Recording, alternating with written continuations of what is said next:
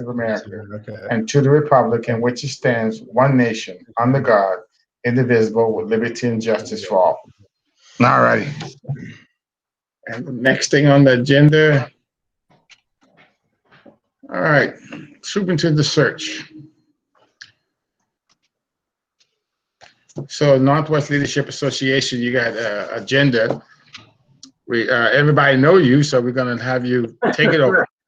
We can dispense with this is Wayne Robertson. We can dispense with introductions, but you know that Mark Venn and I are on your screen, and we're your consultants from Northwest Leadership. They're looking forward to leading you and guiding you and supporting you and doing your search. Stanley, you're exactly right. We've been through virtually all of this agenda earlier. We can kind of go through it quickly, or we can just see what how you want to proceed. We're kind of open either way. We don't want to duplicate, and we don't want to leave anything out. So, what's your pleasure? It's been a while, so let's go through the agenda real quick, so you know we can refresh our memories. That's probably a good idea. Kind of working off of our agenda, and I'll apologize for the numbering error. And if Mark wasn't here, I'd blame him for that. But since he's here, I'll take credit for it. But mine shows a little error in that. But anyway, you saw our full proposal, and we're pleased that you selected us to do your search.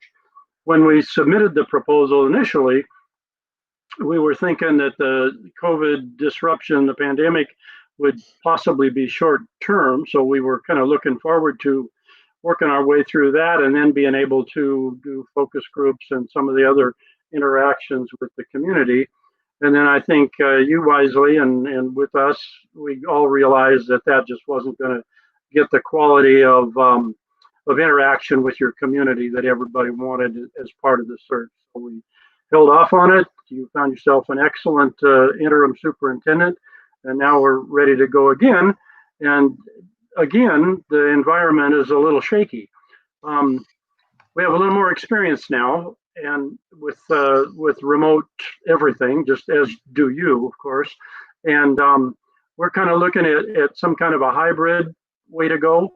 And depending on what the numbers are like and what the health department in Pierce County is saying after the first of the year, we're hoping that we could start remotely, do virtually all of our work in this kind of a format, but then by the time we get around to the semifinalist interviews, possibly do those in person, maybe the board, the candidate, and the consultants face to face, and live stream it out to a bigger audience or something like that if the numbers were a problem.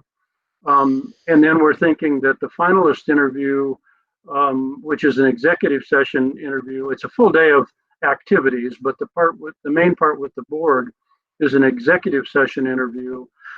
So the numbers on that would be pretty small, and possibly or very likely that could be done in person. So kind of maintaining flexibility and paying attention to the parameters that the district has and that we all need to follow, but to the extent allowable and safety concerns, get at some face-to-face time. It's just hard for us to imagine any school board wanting to hire a superintendent without having spent some time in a face-to-face setting. So figuring out how to do that and how to go forward with that is kind of what we're thinking about. The firm did the Enumclaw. Great. Enumclaw search last spring, almost the same, maybe a little earlier than when you guys were. No, earlier than when you guys would have been going forward had we gone forward. But and they did it as pretty much as I described, and it worked. And one of the things we were concerned about, of course, was would the issues associated with the pandemic restrict the applicant pool? And they were pleased that it did not. It affected the way they went about their search, but their applicant pool was strong. They hired themselves a good superintendent. He's going to do fine, and it's all going forward the way it should be. So we're not concerned about that part of it.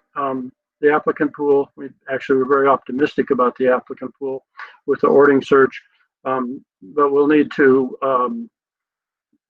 kind of watch and see how we actually roll out the search. Does that make sense? Is that kind of just to get us started? That's kind of what we're thinking, and we'll work with you on any aspect of that as we go forward. Bonnie tells me that you're anticipating action on our contract tonight. Are there any questions about that we can respond to as you consider that? You've had it quite some time. Pretty Yes. straight. I have two questions. Okay, One, I thought we already signed a contract. I think you did, but then we kind of the date would have been off on it. There's no change to it. Okay. The amount is the same, and it's just the time frame is different. Probably the only difference. Yeah, we Well- bring it back because we had to sign. We had because we didn't actually we approved it, but we didn't put a date because we backed it up a little bit. So it's the same contract. Everything's the same. Nothing changed. Excuse me. It would just be the date of the contract. Correct. Yeah, Okay, I did Go have one ahead. concern. Sorry, George. And Stanley, I emailed you just earlier today before the call. It's item number 3, compensation, section B, where it says appropriate expenses. And Sure. I'm comfortable leaving. I trust you guys. Obviously you've got an established reputation, so I'm assuming you wouldn't abuse that. But I'm uncomfortable from a district risk perspective, just leaving that open-ended. Can we put a do not exceed amount on that? Sure. Or even a line that says all travel will be approved by district. Well, yeah, you can do it. We can do whatever you want. The only travel, typically the only expenses from the consultant is mileage to and from your district when we're called upon to be there. It's not, if we go up to Bellingham and meet with a candidate, we don't claim mileage for that. We just do that on our own because we know that you can't control that, and we Right. wouldn't And get you to go that. ahead. And I think that was brought up at the last when we talked about the contract. If I recall, maybe I have to go back and. I would be comfortable if we just put like a $2,000 maximum or not to exceed on there, because I don't believe with what you're describing, there would be a scenario where we'd go over that, correct? That, You wouldn't even come close to that, George. It's not in this Uh, environment. There's a couple other places where you could have some expenses, and I wouldn't want to go forward without at least mentioning those. Say you bring an out-of-state candidate in from We talked about that. Connecticut. You choose to bring him or her in, and what we tell the candidates is the first trip out is on them. If they come out for a semifinalist interview at our invitation, your invitation, they cover those expenses. But if they come out a second time, the district covers the expenses. That would mean they were a finalist. What we've been able to do. That wouldn't be your travel. That would be theirs. no, it's nothing to do with our travel. That's nothing to do with our travel. But that would be an expense. Travel. No, it would not be our. So I would be most comfortable if we put a cap on that.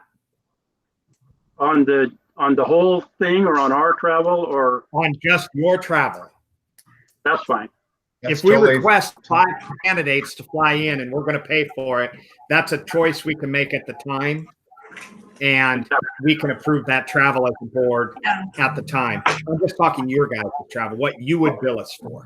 You like I was it. I was thinking that item B, under compensation item B, if we could just have a do not exceed.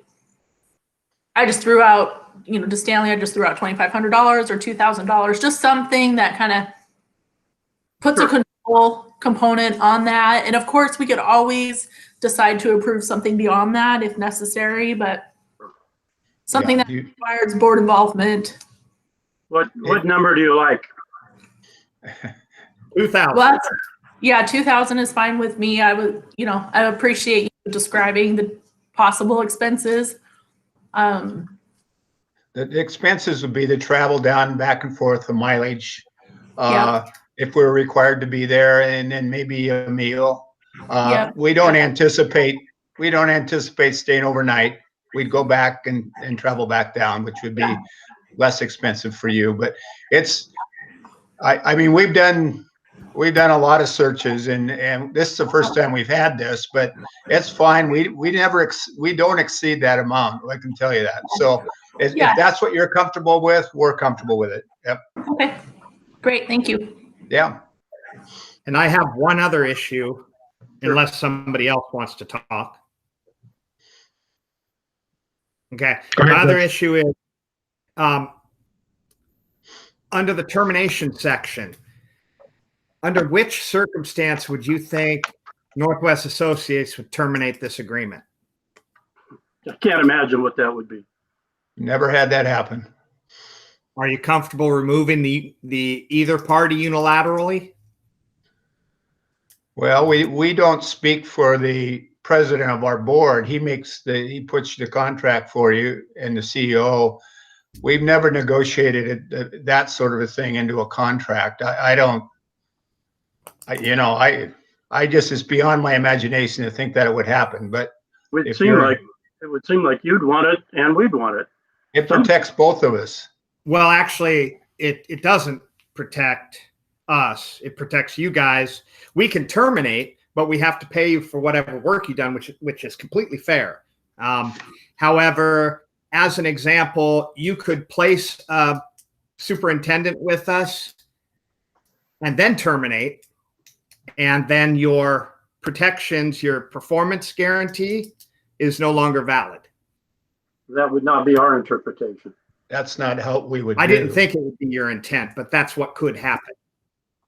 Well, I guess if you don't trust us, you don't trust us. It's just, it's kind of a trust issue here that we would do a fair and good job for you, and we'll back it up with our track record. The districts we work with, we've had this clause in there, and I think it does protect you too.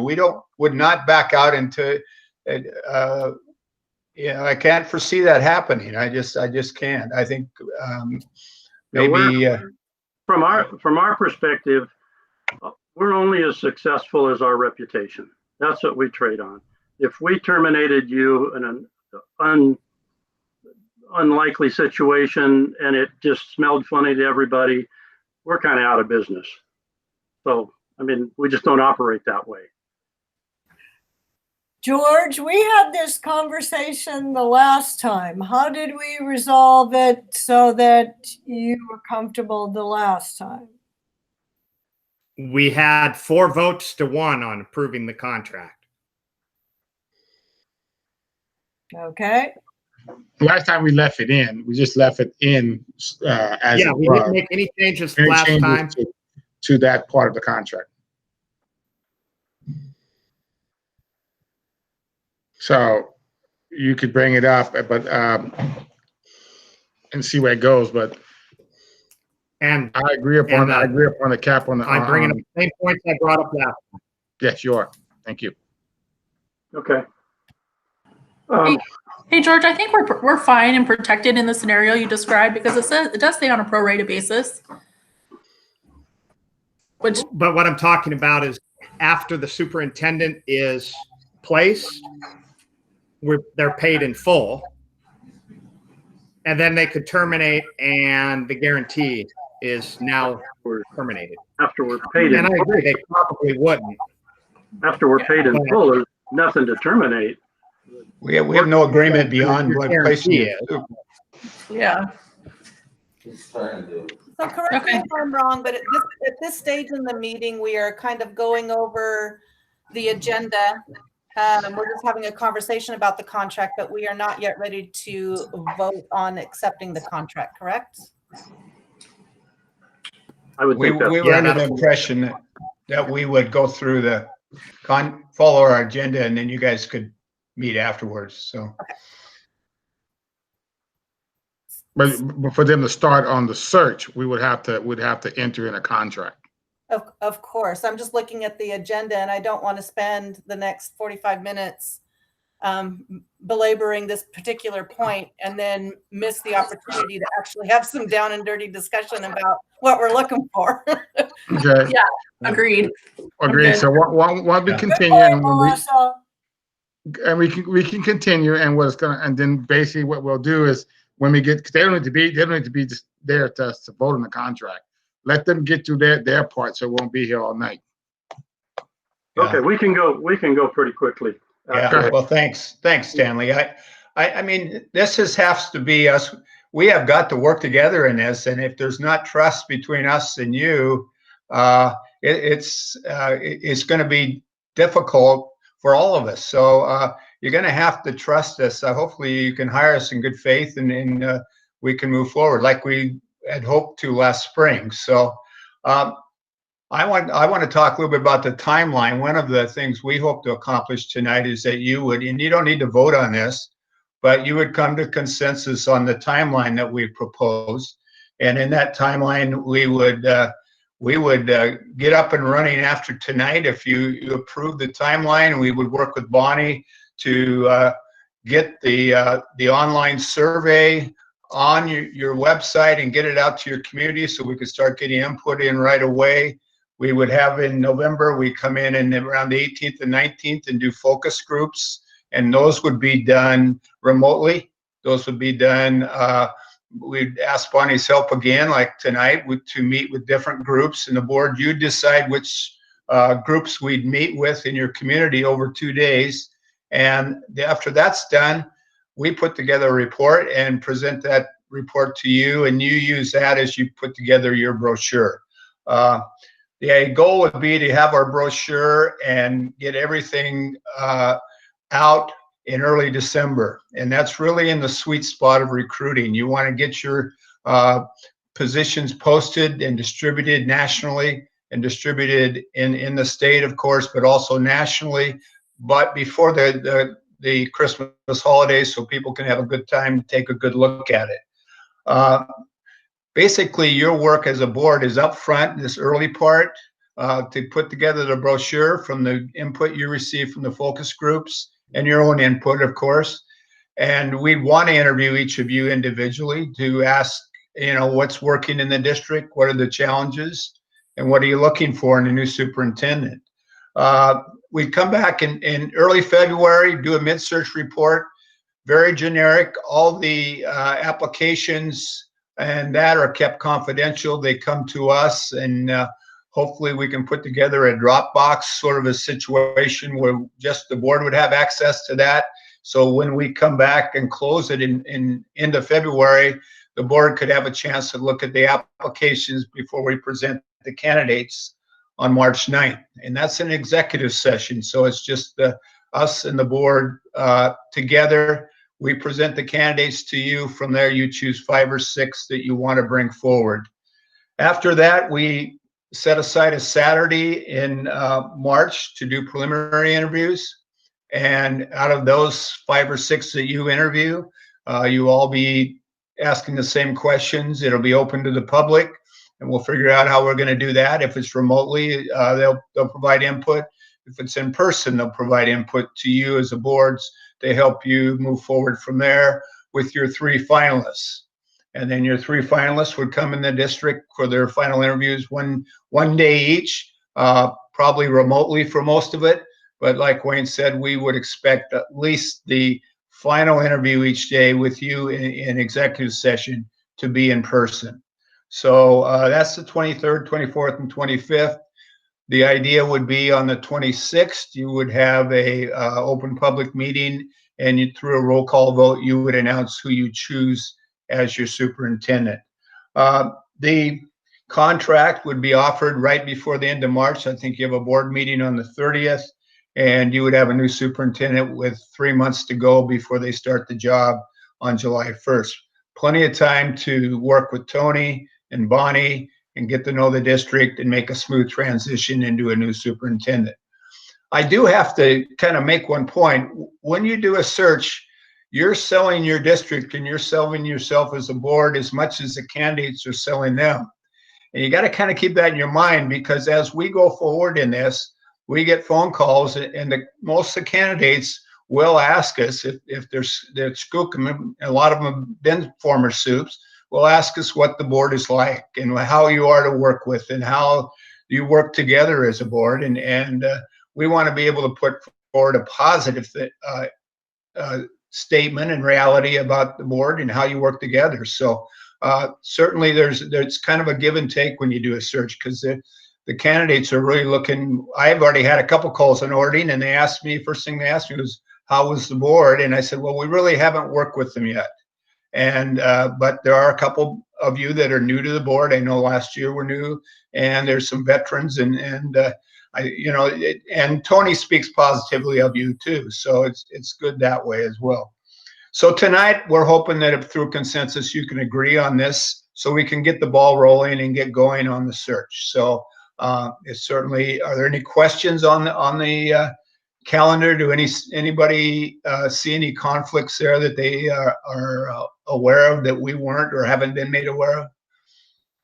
I just the copy that I have has different dates on it, so I was just trying to jot down the ones that you were stating as you were going along, and I think I have everything. But is our first the board approves the search plan, is that considered today's date?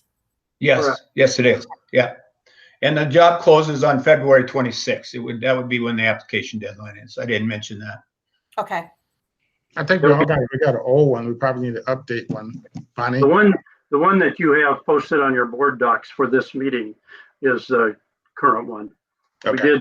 You have received about 4 of them at 1 week intervals along the way. So sorry about that. We good? You okay on the timeline and those steps? And we're going to hit a couple of those steps in a little more detail. I'll go ahead and proceed.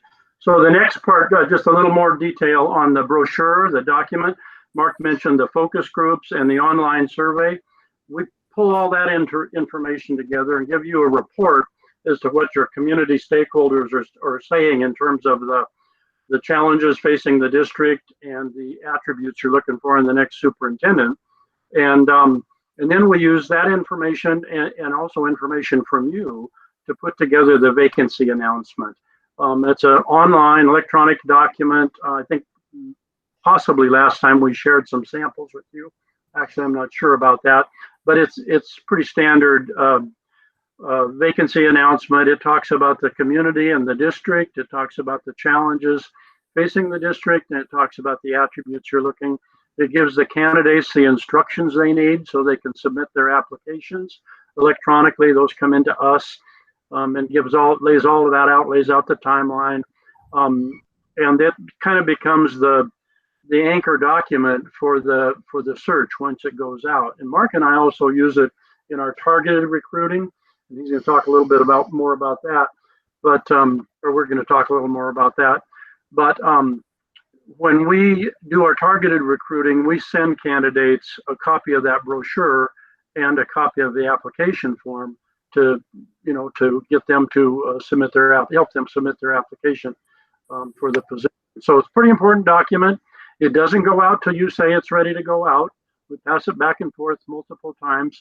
Bonnie and I talked a little bit about this today. We have a desktop publisher that does our work for us on that, but we need to pull the content, particularly about the district and the community, out of the district. And so we'd be working with Bonnie, and I think you've got somebody doing a little public information work and website work for the district. And we'd work with them, pass it back and forth a few times. And then when you think it's ready to go out, then we pull the trigger and get it out. We have a distribution list of over 3,000 people that we send it to. It comes out from Northwest Leadership Associates.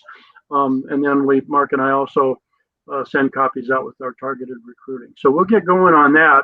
One of the things, as Mark mentioned, with approval of the timeline, once you approve the timeline, in particular the closing date, we can get it posted on the WASA and Mazda websites, and we can get working on the brochure and know what our timeline is for the process. So questions about the brochure, that part of it?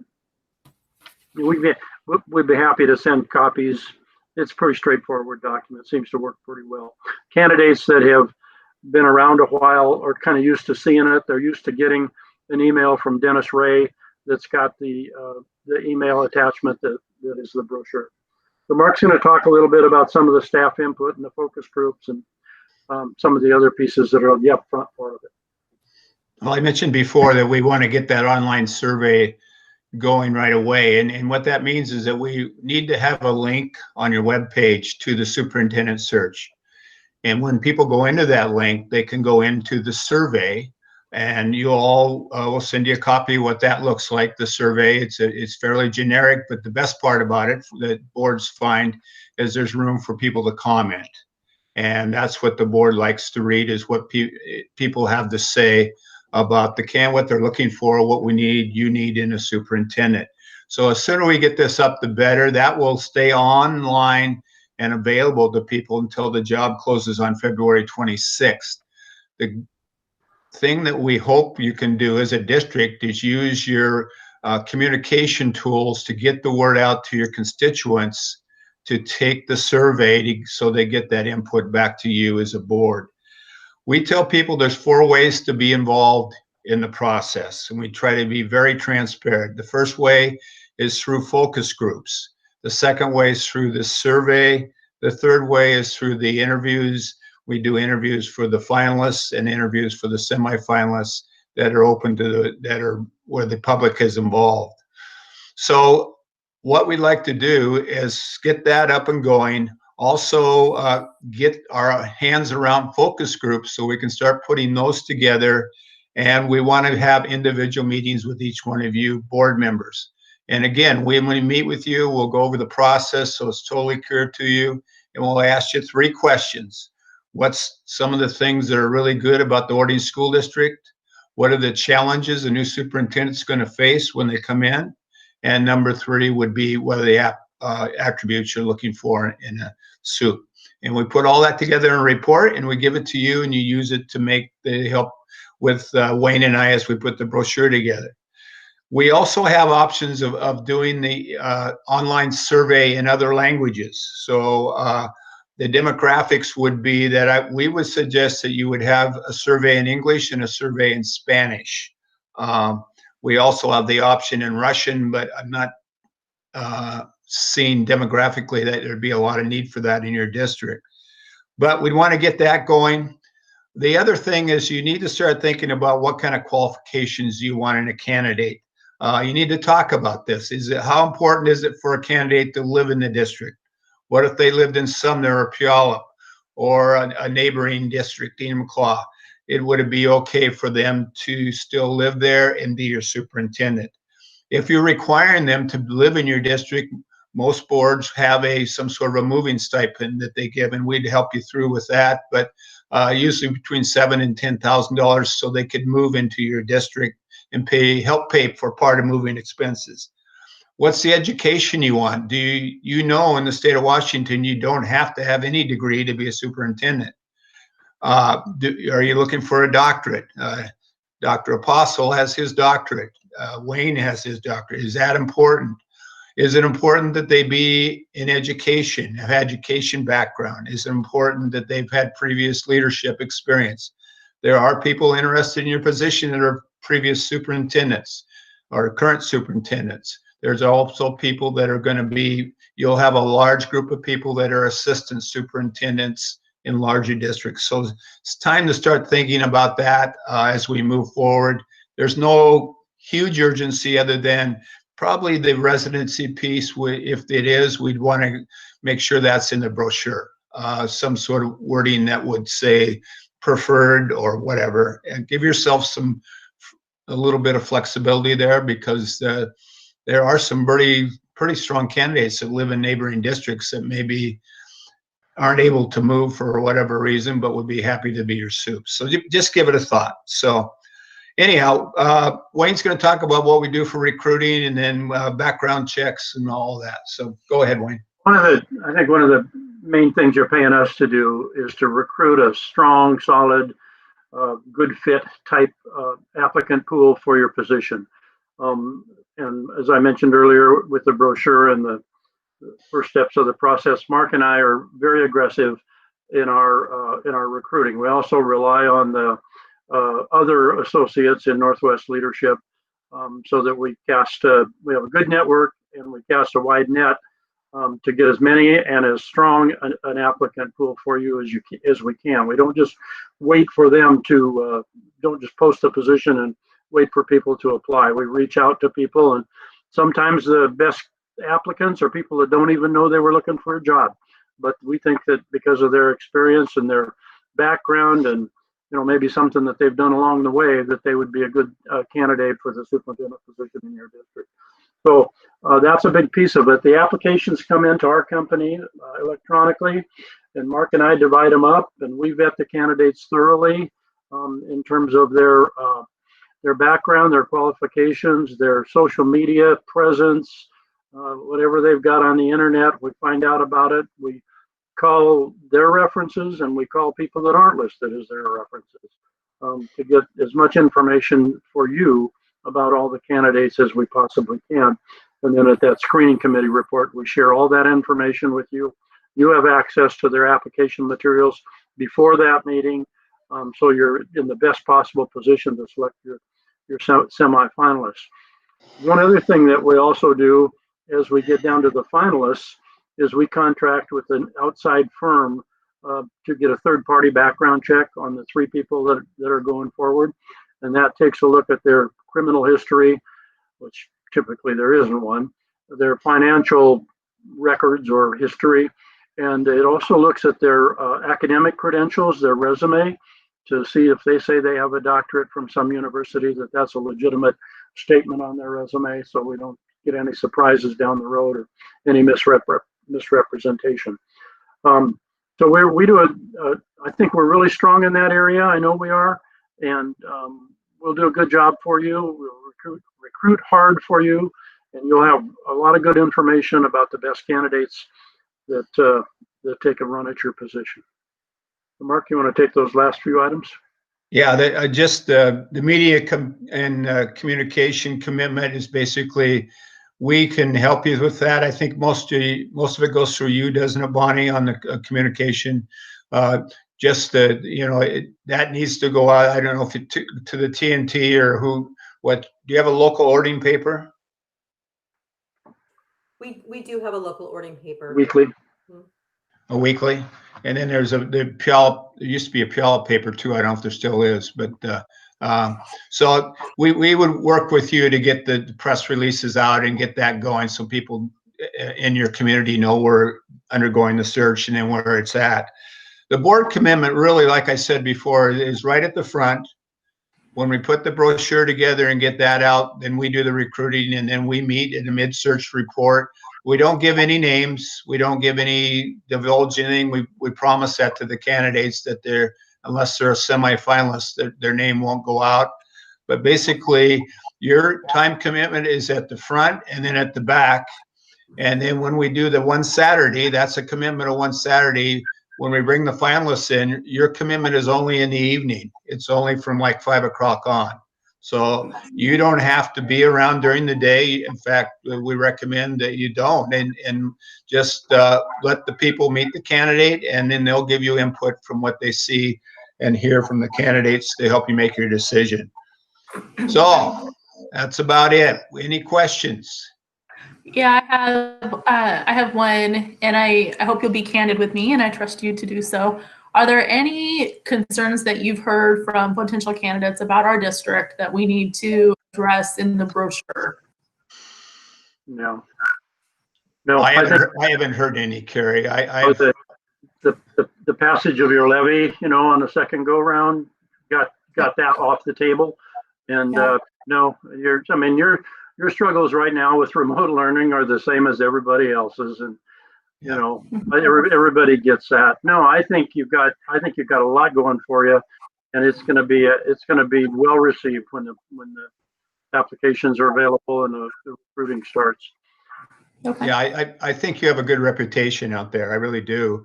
And you live in kind of as you know, you live there, but I used to live in Puyallup, so I know you live in a great area, and Orting is you're growing. You have a lot of positive. Your budget's probably in the best shape of any district in I was going to say Skagit. I mean Pierce County, but your budget's in good shape, and the word is out that this is a good job. This is a good job. But I get back to you. You're selling the district as much as they're selling themselves when we go through this process. So kind of keep that in mind too. So stay out of the newspapers, okay? We do our I know. best. Notice on your board docs that you had an item there about superintendent compensation. So one of the things, and this is not necessarily a discussion for tonight or for this setting with us, but at some point, about as we get close to the semifinalists and we get well into our recruiting, we need to be able to give the potential candidates an idea what the compensation package will be like. They know, what Marcy was making, they know what Tony's making, and so as you kind of figure out what you want the next superintendent to make, we want to be part of that. We want to be in the loop on that, so we can share that information with our potential candidates. I know you're talking about it tonight. Thank you. Other questions about anything we've either covered or not covered? No, we good. So what I'm thinking, Stanley, is you want us to have Dennis send you a revised letter of agreement that reflects that item on expenses, say not to exceed $2,500 or $2,000? That is correct. Is that where we landed, 2,000? Yeah, go ahead and send that, but we can vote on it with the stipulation that's going to be done That's correct. with the correct, right? And then the paperwork, and Dennis will email that tomorrow to Yes. Bonnie, and you'll have it ready for signature. All right, Sure. thank you. And Yeah. are we going to vote on the calendar? You don't need to What's that? vote. It can be a consensus. You don't need to vote. You don't need to vote. Is something concerning you on the calendar, George? No. Well, the dates are all wrong on the one on board docs. Yeah, the one we got, yeah. They'll have to, Right. they'll send out a revived one. A consensus is a vote. I mean, it's Actually, I think the one. three people saying yes, right? What's that, Bonnie? I was just saying that the one in board docs is accurate. Correct. I just pulled off board docs, and the one I'm showing shows, as an example, February 18th. Or I'm sorry, application deadline February 5th. That's What? the same one I'm seeing as well. Yes. Yeah. But I I believe think Bonnie, that's February the, yeah. 26th is the actual- Bonnie, could you send us just an updated one, please? I will do that. Thank you. Mhm. It should start, I think the difference is it should start out with October 27 as the first. Right. item. Yeah. And they start out with October 14th, so. Yeah. Bonnie, will send out a good one. Yeah. So Bonnie, would you let us know if we can move forward with this, and then we can get going on those other pieces right away on the online survey and focus groups and all that? Okay. Does anybody on the board have a concern about it? I think you can. Well, I'm not seeing any, but you know, We have to vote on the Yeah. contract first. We have to get the contract approved before they can move forward. Why yeah, don't we for just sure. write that bullet item, because we know it's going to get 4 votes. It doesn't really just require additional conversation.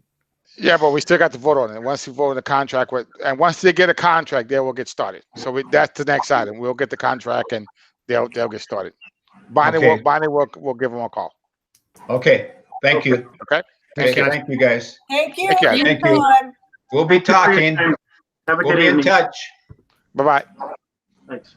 Okay. How do I leave the meeting here? Click down to the bottom on, hang up that red phone. Go down to the I bottom. just always click the red button at the top. Click the red Let's shut your computer off. Exit. Okay. I'm out of here. I'm out All of here. right. Have a good one. Guys. Okay, the next item we're gonna talk about, we're actually going to discuss salaries. We're not gonna make a decision or whatever.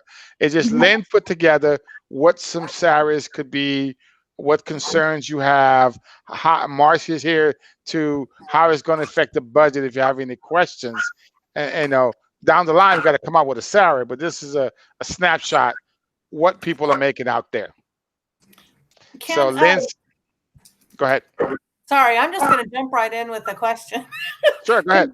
Can you explain the longevity and then the travel stipend? Is the travel for like out of district meetings and things like that? And then longevity, is that as it relates to being in Ording, or is that experience altogether?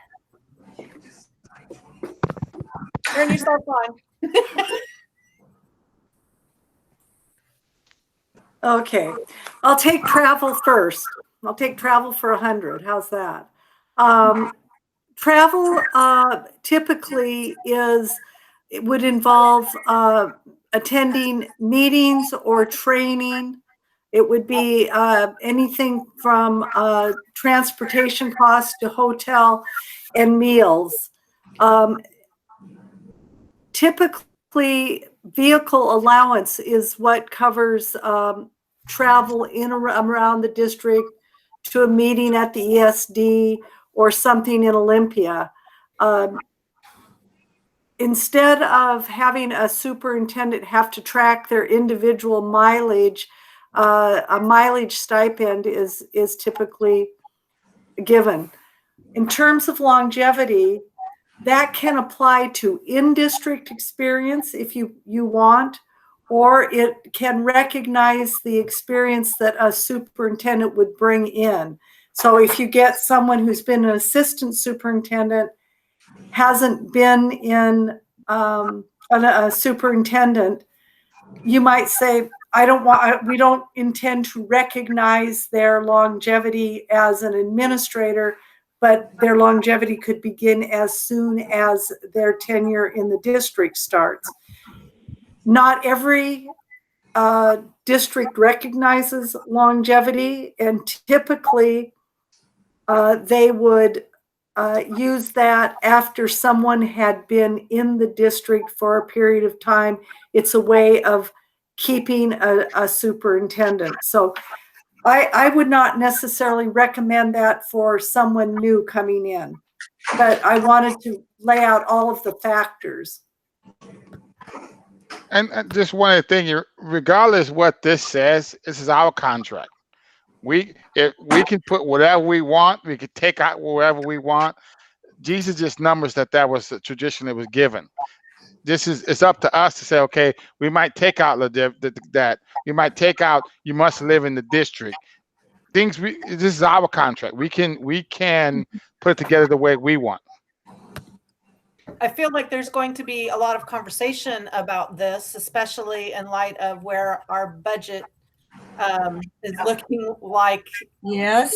It's not going to be as pretty as Mark and Wayne were saying, but so I'm just trying to get an idea of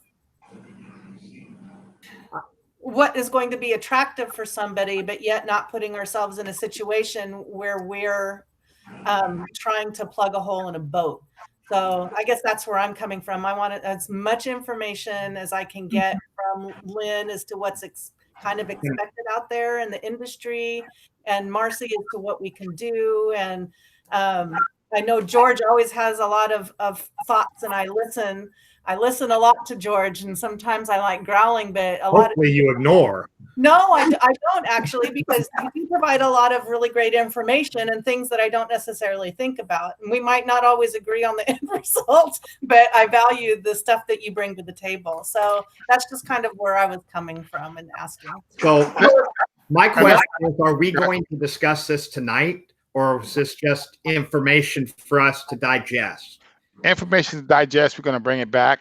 Just ideas because we need to know what you guys thinking about. If you have any questions for Lynn and Marcy right now, it would be the time to ask them right now, so we can bring this back and say, okay, I don't want long-term jeopardy for a new superintendent.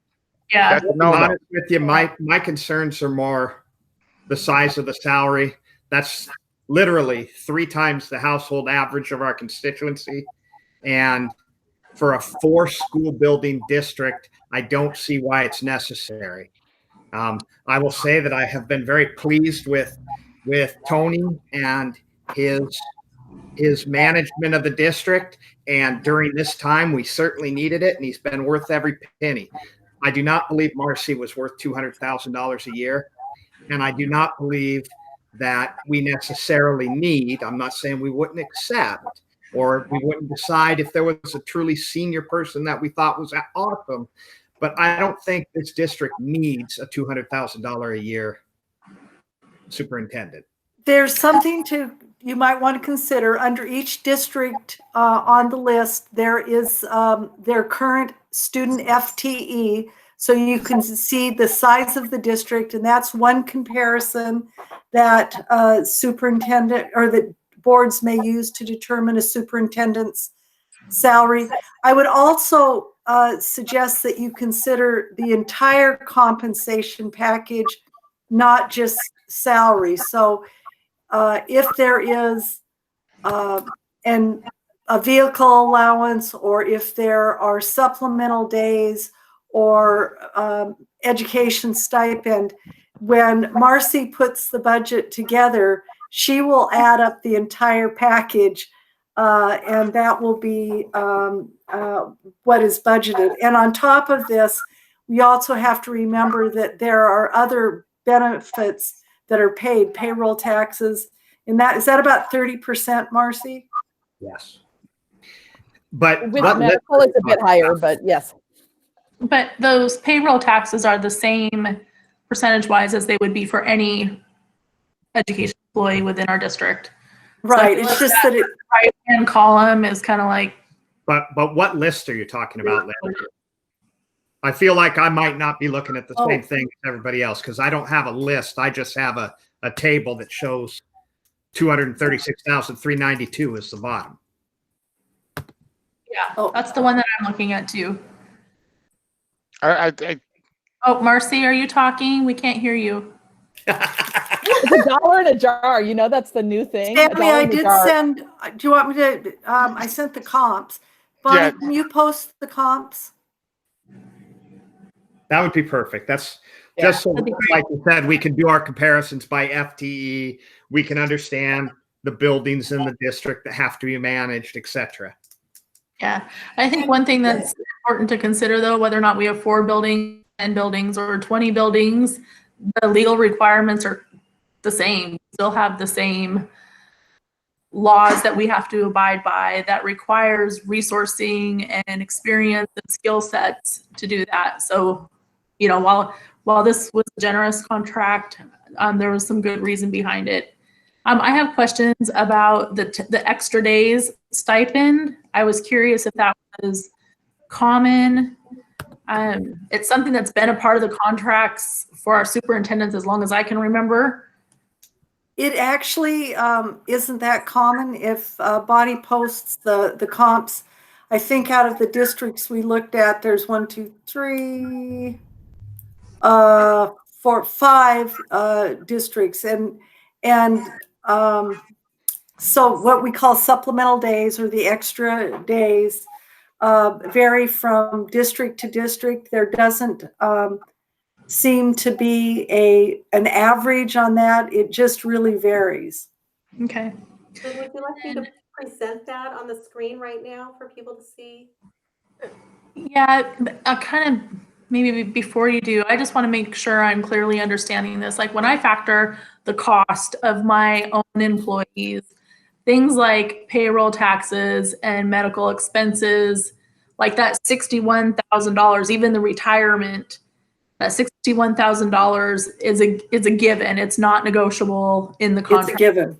Yeah, Right. so Yeah, so no, as a board, if we could stay focused on that salary column, you know, because we're not going to be able to really impact that other column. And so I just don't want to mislead people in thinking that we're negotiating a $300,000 contract. It's a $236,000 contract. And like I said before, this is our contract. We want to take stuff out, add stuff. You know, Yeah. this is us. This is what we want to do in ordering. You know, we did get a lot of heat about Marcy's salary. Mhm. Some of the things that was in there, we don't need to have in the contract. Yeah. Oh, No, go ahead. I appreciate that Lynn talked about the longevity stipend because now correct me, it could have changed since I worked, but for the teachers, the longevity stipend was here in the district. And so that wouldn't really even affect anybody at the beginning of their tenure here. Right. So that to me is something that I see more as an incentive after you've been there for a while. Yeah. If we're 5 years down the road and we really love the superintendent, you know, put something in there that incentivizes them to stick around. But yeah, I agree with you, Kathy. I don't know that we need that one. can I ask another clarifying question, Lynn? You Of course. travel stipend, and then there's per diem reimbursements that we deal with, and then there's vehicle stipends. I think we need to make sure we all understand what those, I would like to understand more about what the differences are, and do they lump together or not lump together? And maybe Marcy, you could explain like what goes into each bucket. Like if there's a travel stipend, and does that mean that if the superintendent goes to a conference, they pay for registration, airfare, meals, and then gets reimbursed and it comes out of that line item? Right, and typically there is a, just as you did with the search firm, you said not to exceed X amount of money.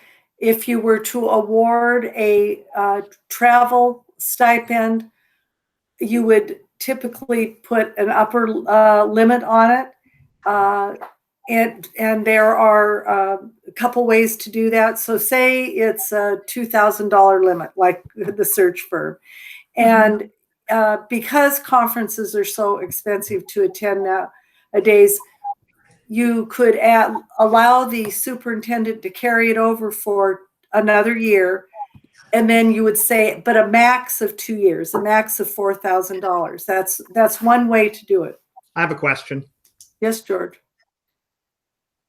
A stipend for travel is generally necessary if you want the superintendent to be able to travel to conferences and such, and you don't want to necessarily come together as a board and approve the travel, correct? Because there is nothing stopping us from having a superintendent say, hey, board, I want to go to such and such conference, and us approving that conference and that travel. I think we plan ahead and budget for that expense, George. Well, but that's my point. Why do we need a stipend at all So, if we're going to plan ahead and budget for? Let Marcy explain that. so in the past, in our past superintendent's agreement, there was a travel stipend. It was used for the specific purpose of driving to and from every class, meeting, everything else. On top of that, we did budget dollars for her travel for per diem, registrations and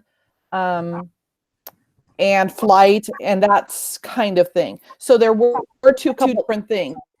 Okay. In her contract, it was written differently. So in her contract, the travel stipend was really just driving around. So she didn't have That was a vehicle allowance, which yeah. a vehicle allowance is different than We should approve it as we go.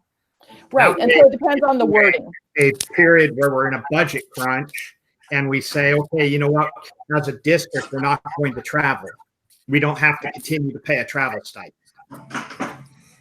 Greg, go ahead, Melissa. In Ording, right, we have all of our schools in a little 1 mile radius from the district office.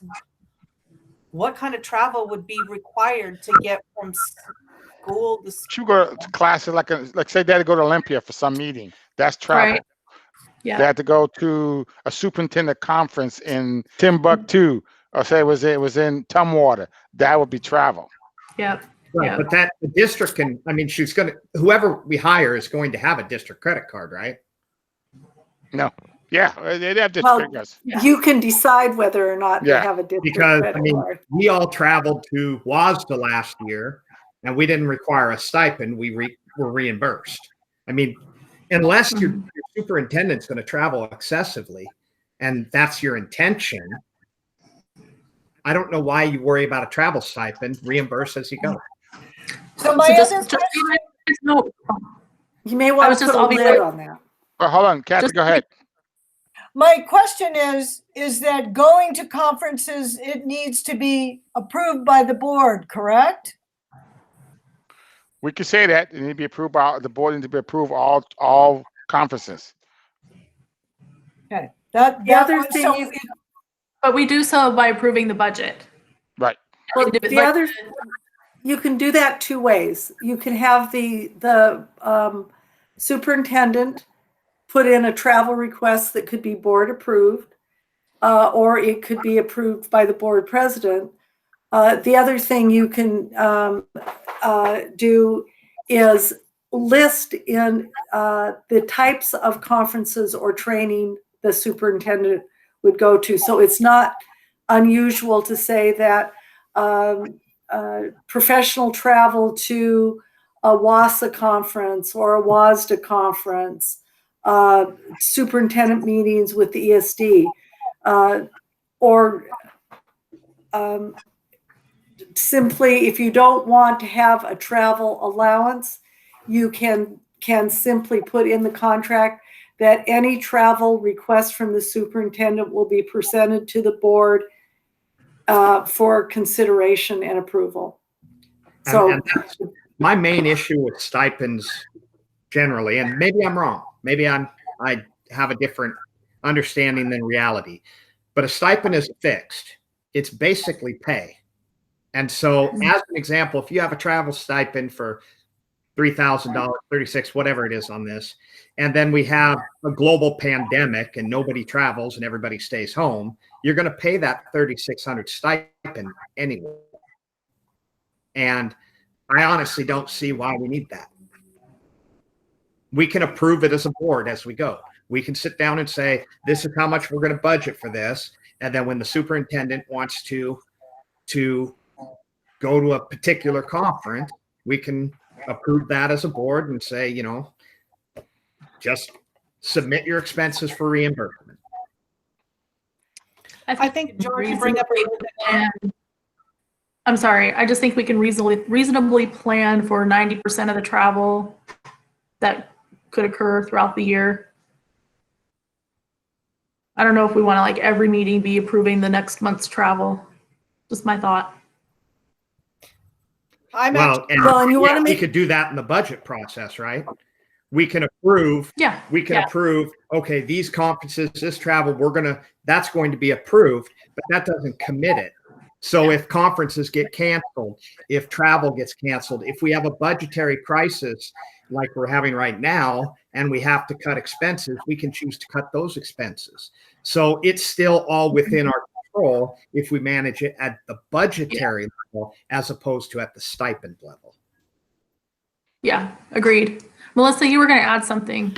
I was just going to comment that I think George brings up a good point. And one of the things that I was curious about previously was the amount of time spent away from the district in conferences and traveling around. So I think that I kind of prefer the idea of not having it in a stipend and doing it in the budgetary process as well, kind of how George was talking. I'd rather see, especially a new superintendent, I would rather see them here in the district and not traveling around to conferences, even when they are going to be back up and ready and raring to go. I just, visibility here, I think, is going to be of paramount importance as we move from Tony into a new superintendent. I think it's going to be vitally important.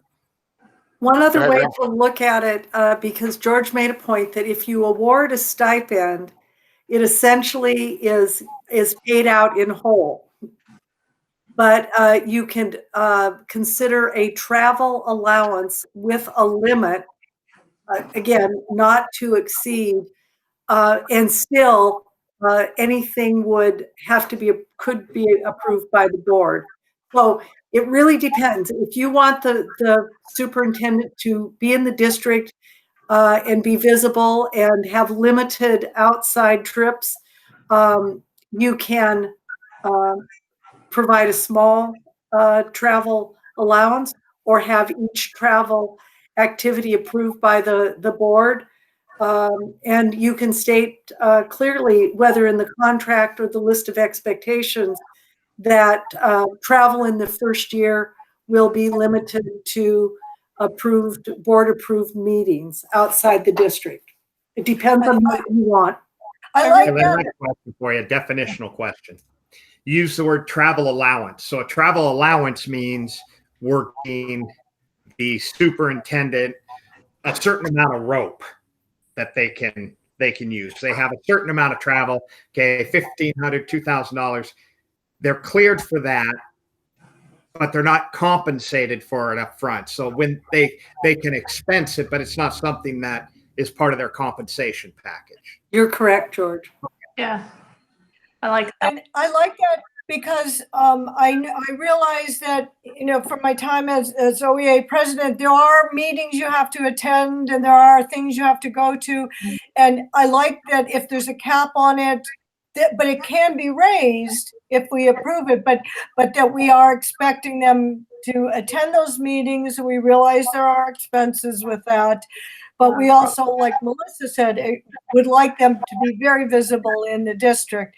And I wanted to remind us that last time we had decided that if they lived nearby already, we had decided that they didn't have to live in the district, but they had to be very visible and involved in the district. That was That's what we said with the interim. I thought we also We didn't said comment on the permanent replacement. No contract is for the permit yet. We haven't got No, no, we haven't got I into that yet. I thought we had that discussion too. We did. about it. No, on the interim we did. Oh, okay. I 'Cause thought it was, I'm pretty set on a superintendent should be a voting member of the district. They should have to pay the taxes for the district. They should have to do everything that our citizens do. They should truly be a member of the community. But you're gonna limit yourself because Yeah. if they just bought a house in Sumner, and you tell and we picked them, that means we got to move them to Ording. Yeah. Got to give them some kind of moving expense to move to Ording. I'm like Kathy, you got to be visible in the district. Mm-hmm. and especially, what if it's somebody who lived in their house in Puyallup for, 30 years? And that's, they just live 20 minutes away. I mean, There's a lot of And the memories in fact of that the house. matter is, once they drive 162, they're going to move here anyway. Under their so, I got to be honest. We can Absolutely. certainly leave it open for debate at the time of negotiations, but I truly do want them to be part of the community. One Want of the things that some districts do, because you're working to hire absolutely the best superintendent, but it's not unheard of that a person is not made. It's not a match. They might not last more than a year or two. So if someone lives out of the district, you can give them a time frame to move into the district, so that the expectation isn't that you hire them in March and they have to sell their house and move in by July 1, that you would give a time frame with exactly what you're saying is we want you to be a voting, tax-paying member of this community. It just, there's, lots of different ways. And way too reasonable. We need to be more, no, I'm kidding. That's a good idea. You got me on that one. and I like, go ahead, Melissa. Oh, I was just going to say, I'm kind of in agreement with what Kathy started here, and that's kind of a negotiable, unless they are coming from out of state. And if they're coming from out of state and they're going to have to relocate anyway, then relocate to Ording. Right. So, and I don't know if that's something they can put in the brochure that way. But it's obviously something that they said they would want to know before creating that brochure. So that's. I think we say relocation to Ording preferred. That way it's not a mandatory, but it's preferred. So the people can decide whether or not that is a deal killer for them. yeah. Hey guys, I wanted to just put an idea out there kind of regarding that travel stipend. One thing that I think is unique to our district is I'd be surprised to discover that we had a strong candidate pool living within our district currently. So I think we need to be open-minded on where they're from, but also for that same reason, the professional development opportunities, the creative conversation and idea stimulating discussions for our superintendent that I expect them to be a part of, they're going to happen outside of our district. They're going to have to travel to get new and current information and to educate themselves and to be progressive. So when it comes to that travel, while I absolutely agree, I want them visible and present in our district, I would be in favor of, making sure that they're attending those outside opportunities to learn something new and to bring the cool ideas into Orting, because they're not going to find them once they get here. Like if we lock them into just being in the district. Well, And I agree with you I completely. wouldn't want to be fenced in like that. So. And my comment didn't have anything to do with them not being able to do that. I simply, transparency. And it's to me, it's going to be important that our community see the travel that's going to happen, that they know where their superintendent is, and that they can expect, if the superintendent is not traveling to this conference on this day, that they are in district. In district and present. Yeah. And that the board has not given some backhanded permission for them to be someplace else at some other time. So that transparency piece, I feel, is super important right now. And I'd just rather, I'm not saying to deny That's a it. good point, Melissa. Good point. Yes, And I agree. that also answers the question of people calling up and saying, is the board aware of how much your superintendent travels? Why, yes, we approve it as it goes. Exactly. And you also don't end up in the situation where somebody says, oh, your superintendent is out of the district, and you're going, I didn't know that. So we don't want to be end up in that situation either. But Like that ever happened. but I do want to point out that I hate to restrict losing somebody that lives in the vicinity who's a great candidate. And what I want to remind you of is that we had a wonderful principal in Ed, and he didn't live here in the district, so because he had always lived in Enumclaw. And so, we just have to, I'd like to have a little wiggle room there. Yeah. I don't think we should put in district residence required. No. I think that's too restrictive. Preferred. Then they can say, you know what? I don't live in Orting, but I'm just down the road. And we can take that on a case by case. I think that's a better way to go. I think it's better to be flexible as opposed to rigid. Yeah. Yay! Well, we got a starting point. And we have to move quickly. So Bonnie's going to send out the information on the basis of the schools, how many kids, FTEs, blah blah blah. Think about the salary. Think about other things. What you're looking for in a superintendent. We all got ideas what we should have in the district. So what are we looking for? So I think our next meeting is November 3rd. We have to get to November 2nd, Thursday election. They have that Thursday after the election. After the election, we have a board meeting. So you got something to chew on. Let's get some ideas out there, and let's get this done. So do you think, Stanley, if on the next meeting, then the November 3rd, is that when you kind of want to be able to have a guideline together as to what we're looking for? Does our superintendent have to have a PhD? Maybe having everything in line except for the total compensation package? Yeah, on the meeting on the 5th, yes, because they got to get rolling. You got to have everything in line they got to get moving now. And some of those things we've talked about either in subgroups or as a whole group, like we talked about the having principal experience, and we talked about we talked about whether they should have been a teacher or not, so we have talked about some of those things. Hey, why don't we get together on either the 2nd or I know election on the 3rd, so we can have our thoughts together when we meet on the 5th, or we can meet on the 4th. So I just want to meet on the 5th and discuss it again.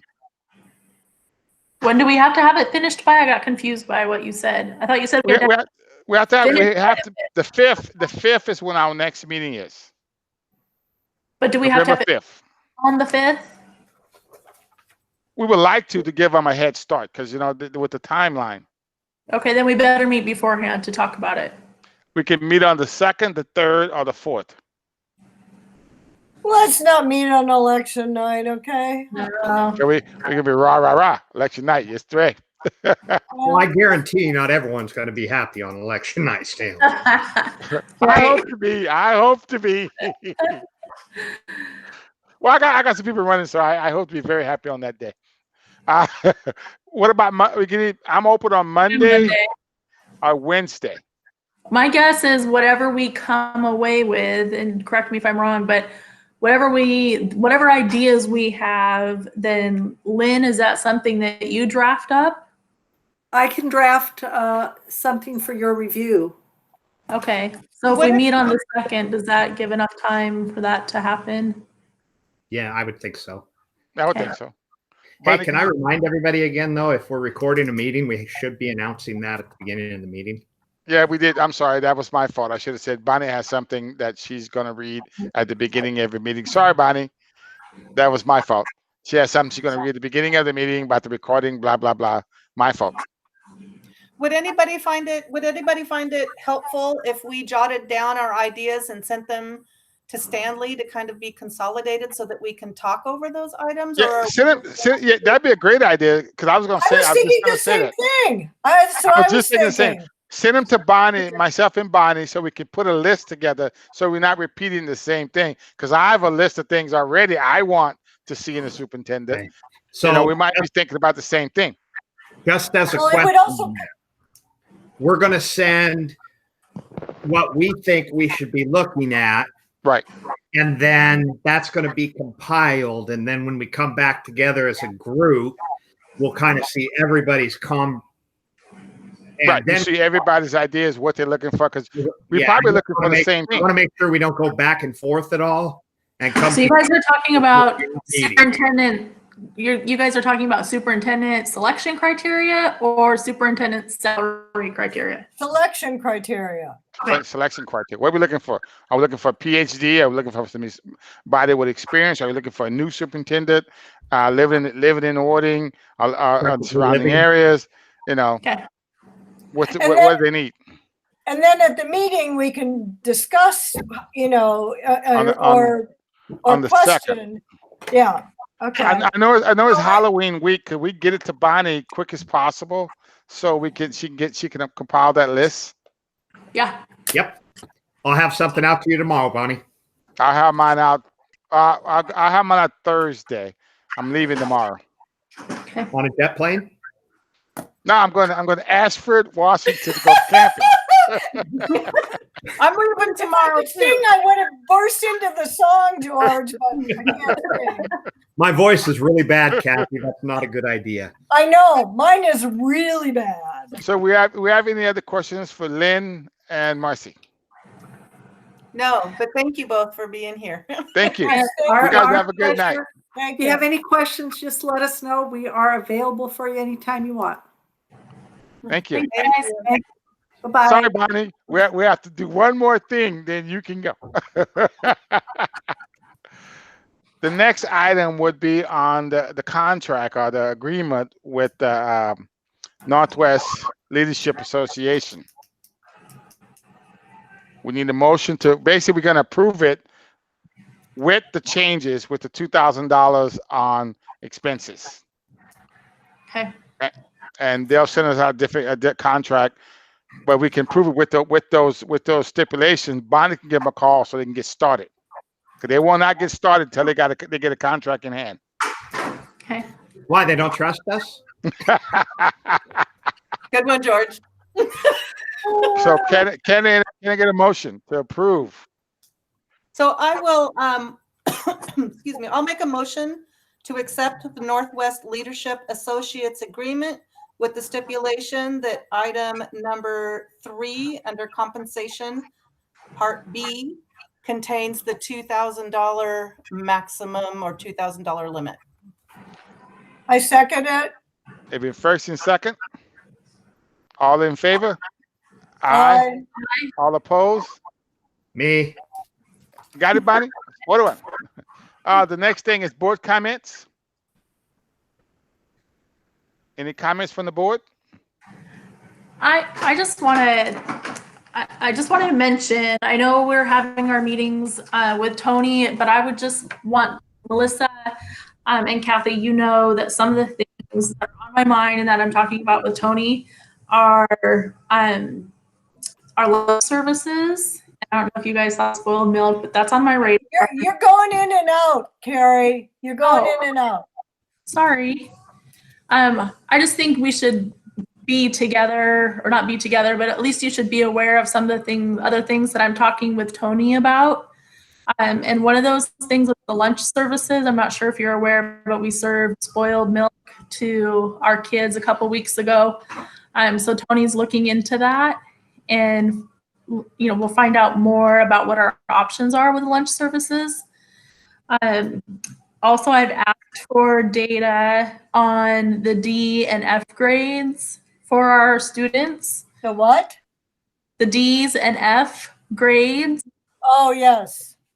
I've asked for the data around that because as we look at the supports that are available to students and the work that our teachers are doing, and that we've now voted to remove ERA services on Fridays, I would just like to know some of the data behind those decisions, and there's work being done to affect those grades, but I thought it'd be good if we did, a dipstick test on the grades today, and then maybe a month down the road, we look at them again. I think athletic eligibility will influence a lot of those grades, but I just I'm hearing that there's, schools across the country are experiencing this. Well, I want to know exactly how bad it is for Orting. Are you also including the middle school in the data? I asked for district-wide data. So Okay. I just wanted to make sure it was middle school and high school, not just high school. Okay. Yeah, the athletics obviously won't affect K through 5, but I just think we need to have that information. I know it's a huge conversation in the community right now. Yep. And then getting clarification from the coaches on a plan for athletics. So that there's a meeting next week that they're presenting some of their ideas and the plans. And I've asked Tony if he would share their plan with us, because if even if the district does not approve a plan, I want to know what we're saying no to. So I've asked to see the coaches' plans. And I think that about covers it. So I just wanted you guys to know some of the topics of conversation that we're having, so that I don't blindside anybody with any of the comments. Well, I want to say thank you for bringing those things up, Carrie, and especially after reading the letter from wrestling coach. Yeah, Jody. And I'm crying and crying and crying. Thank you for bringing that up. Yep. Yeah, and I challenged Tony. I feel like our back to athletics plan is something that the coaches are frontline, and the OXA union is frontline, and they should really be the creators of our plan and bring it back to the district for consideration. And my hope is that we can really consider getting our students engaged online. I mean, with our numbers at 110 and 111 today, obviously in person is not going to happen right away, but the sooner we can get our kids together, the better, in my opinion. So I wanted to see what the coaches presented and to know what was either approved or not approved, and maybe we can ask some really good questions. Can somebody enlighten me as you're talking about that, Carrie? I'm finding myself confused over the past week or so about typically the whole athletics and what's going on with in-person activity, sports, or even students. That's not a board action, correct? That's just the running of the school district by Tony, right? And we Yeah. don't approve or reject that stuff. So, Right. Oh, So yeah, in out of respect, because you're right, that is part of district operations. But if what I was envisioning, like let's say for example, the coaches come forward with a plan that they're excited about and they put all this effort into, and it gets district, which is Tony and cabinet, and district rejects the plan.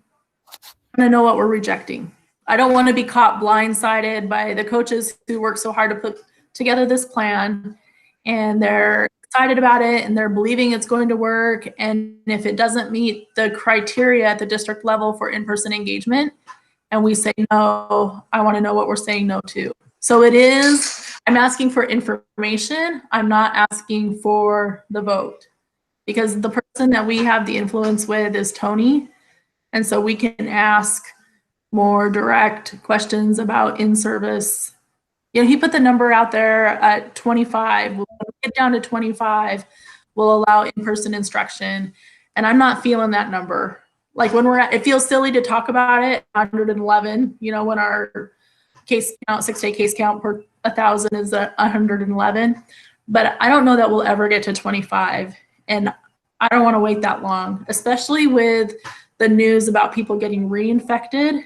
I'm worried that 25 is an impossible goal. Oh, I completely understand where you're coming from. And I also have read the Tacoma Pierce County Health departments and all of those things. And the younger kids are making up a pretty big majority of the new cases lately. Right. But that, you know, neither here nor there. I'm finding myself a little bit torn as to knowing we're getting all this information from, you know, the coaches and the parents, and we want our kids back in school, but that's not really part of our decision making process. Well, we do have the ability to advise, and we do have the ability to ask Tony to relook at a decision. Oh, I'm completely with you on asking Tony. I'm just trying to wrap my head around that whole process that, you know, we set policy, we don't get into the operations of the district. I'm finding myself struggling with that right now, and I'm just looking for some wise clarification from especially Stanley and Carrie, having been here for a little bit. Yeah. Well, I think something, and Kathy, I apologize. I forgot that you did not get Tony's texts. What Tony asked specifically of me is a board statement, a public board statement that supports our decision to not have kids in class, which I told him honestly, I said, almost all the times that I can think of, the board position has been aligned with the district position. And so the district messaging satisfied the need to have a public board statement. So it hadn't even occurred to me that we needed a statement saying that the district and the board are aligned. And so as we are not responsible for district operations, but we can ask the questions, and maybe that statement of waiting till we get to 25, maybe there's something in between that we can do that still protects our students and still protects our staff. And, you know, I don't want to shut the door on that opportunity and that creativity. And I'm worried about that, you know, if we put that statement around at 25, that we might not get there. Even with vaccines, we might not get there. And so what are our options in between? And I'm hoping the coaches will come forward with some options, and I'm hoping our staff will come forward with some options. And again, I'm only asking for the information that gets presented to the district, because I want to know, if we say no, what are we saying no to? Because I'm the one, like, we are the ones getting, and I know Tony and the staff is too, but, you know, we're getting staked, you know, with these emails. And if I'm going to defend the district, which I feel that's part of my responsibility to do, I want the information. Okay, gotcha. I agree. So. Yeah, I'm good. Any other comments? Just one for me. Unless somebody else wants to go first, I'll happily let somebody else go. Go ahead, George. So as some of you may not know, or some of you may not know this, but I've asked Stanley to bring the question of para-educators and furloughs back to the board in November. So it's going to be placed on the November agenda. I have chatted with Tony, and we had a vigorous debate about that particular topic. But I do want the board to revisit it, because one of the things that we told our community to sell our levy was that paraeducators were essential for student success in Orting. And when I hear that the student success during remote learning is down, I feel like we need to find a way to engage every possible tool that can increase student success. So what I did talk to Tony about today was if there is an alternate plan to increase student engagement and to get student more face time with teachers and such, then I would love to hear that. But I really feel that we need to revisit the paraeducators, given the fact that we did sell it as essential for student success. Thank you, George. Any other comments? All right, Bonnie, we're going to end the meeting at 7:26. Thank all you guys. You have a good night. Thanks, you guys. Good Bye, stuff. guys. Everybody.